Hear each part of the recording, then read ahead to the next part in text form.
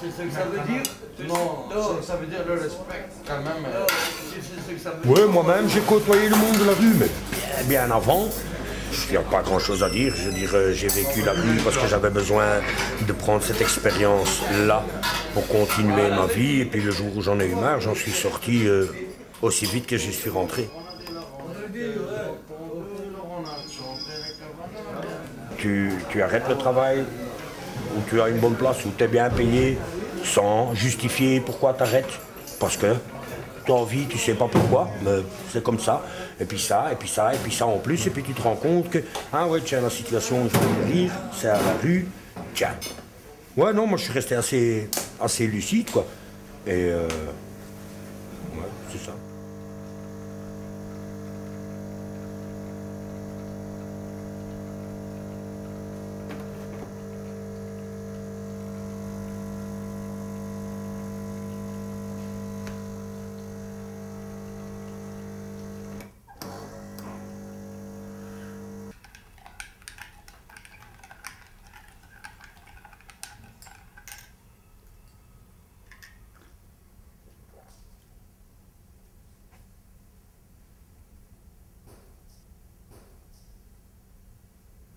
Oui, non.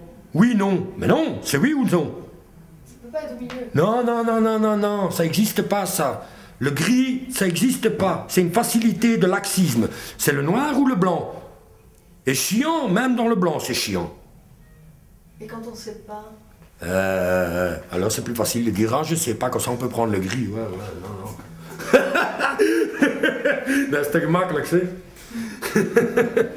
J'ai mis longtemps à l'apprendre et à l'accepter, mais c'est comme ça.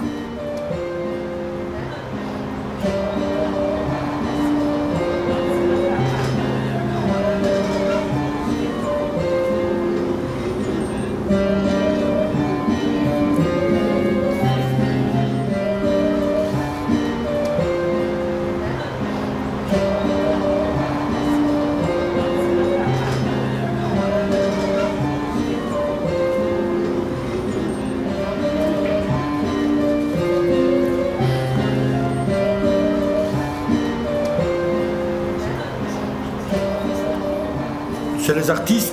Non, non, les artistes fixent leur prix. Moi, j'ai pas le droit de fixer les prix. Moi, je trouve que c'est pas moi qui les fais.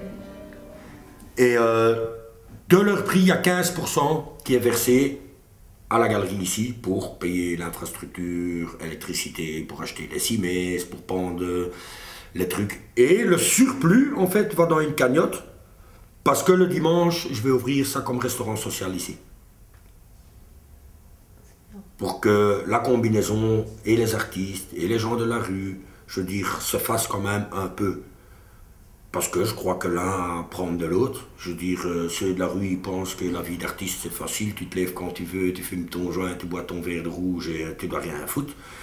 Et c'est pas du tout ça. Et les artistes, ils pensent que les clochards, ils ont facile et ils ont choisi. Ouais, en partie certains oui, d'autres non. Et alors je veux quand même que les uns et les autres ouvrent les yeux sur les uns et les autres. Et peut-être ils trouveront des solutions. Moi je suis pas ici pour donner des solutions. Moi, je suis ici pour ouvrir et pour qu'ici on trouve des solutions.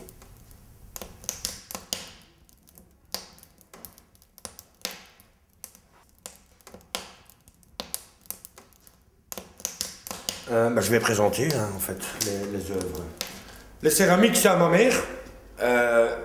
Un meuble aussi, ici, ils n'ont plus besoin de salle d'expo, ils ont une maison où on expose, où on fait parcours d'artistes une fois par an avec 4-5 artistes dans les jardins et tout.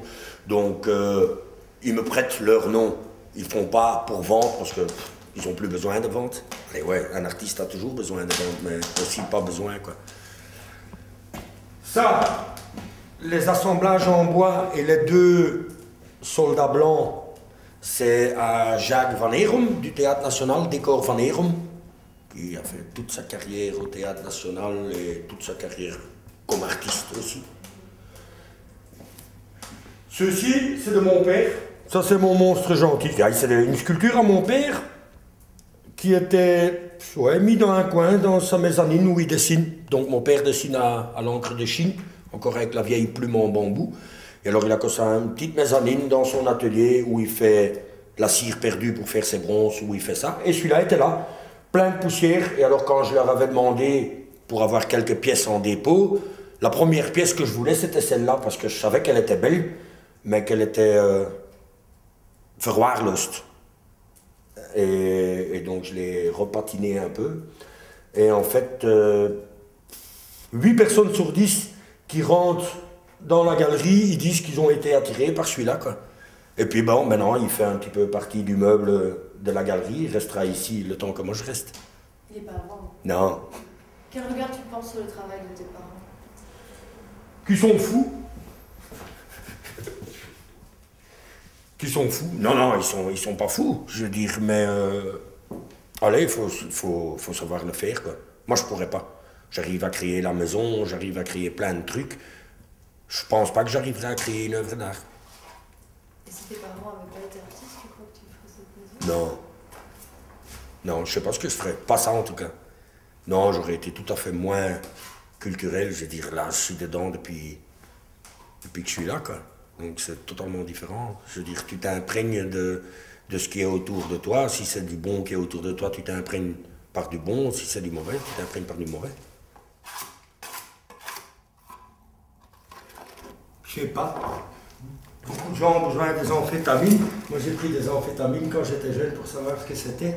Et mon amphétamine, c'est l'envie de me surpasser. Et ouais, ça rejoint de vouloir plaire ou montrer ce qu'on a appris dans la vie. Et comme moi, bah, j'ai pas toujours été reconnaissant vis-à-vis de mes parents, parce qu'on est jeune et que...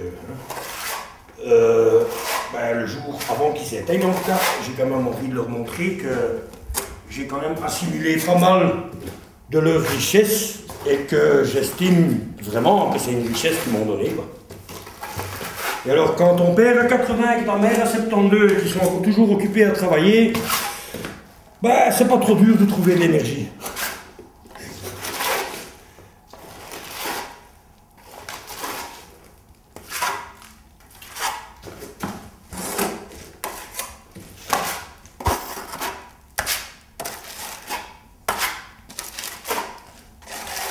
Tes parents, ils sont fiers? Que c'est.